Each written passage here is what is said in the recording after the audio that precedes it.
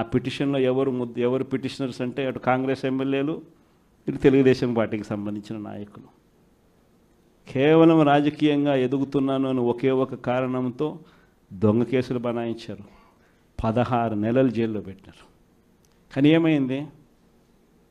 బయటికి రాలా? ముఖ్యమంత్రి కాలా?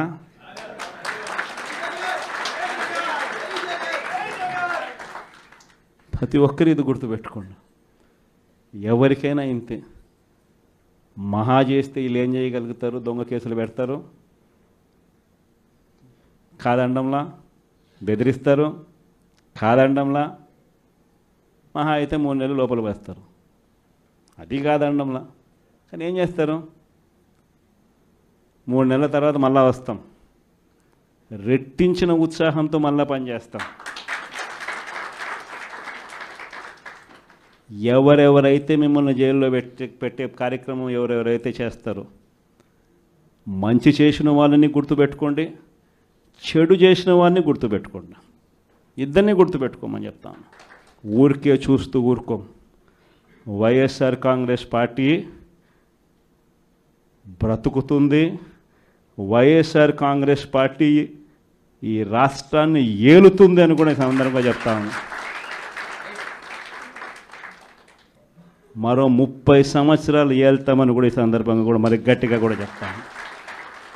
కాబట్టి ఎవ్వరూ కూడా వైఎస్ఆర్ కాంగ్రెస్ పార్టీకి సంబంధించిన ఏ కార్యకర్త వెంటికి కూడా పీకలేడు అని చెప్పి కూడా ఈ సందర్భంగా చెప్తాను. ఒక్కటే గుర్తుపెట్టుకోండి, ఈసారి జగనన్న 2.0 కొంచెం వేరుగా కూడా ఉంటుంది. ఈసారి జగనన్న 2.0 కార్యకర్త కోసం ఎలా పనిచేస్తుందో కూడా చూపిస్తుంది. ఇది మాత్రం నేను ఖచ్చితంగా చెప్తా ఉన్నా. ఎందుకనంటే జగనన్న 1.0లో బహుశా కార్యకర్తలకి నేను అంత గొప్పగా బహుశా చేయలేకపోయి ఉండొచ్చేమో. ప్రతి పథకము, ప్రతి విషయంలోనూ కూడా మొట్టమొదటిగా ప్రజలే గుర్తుకొచ్చారు. ప్రజలకు మంచి చేయడం కోసమే నా టైం కేటాయించా, నా తాపత్రయపడ్డా, ప్రతి విషయంలోనూ దానికోసమే అడుగులు వేశా. కానీ జగనన్న 2.0కి వచ్చేసరికి మాత్రం చంద్రబాబు నాయుడు కార్యకర్తలకు పెడతా ఉన్న ఇబ్బందులు చూసా, కార్యకర్తలు పడతా ఉన్న అవస్థలు చూసా, కార్యకర్తలు పడతా ఉన్న బాధను గమనించా. వీళ్ళ కోసం గట్టిగా మీ జగనన్న ఉంటాడని సందర్భంగా గట్టిగా చెప్తాను.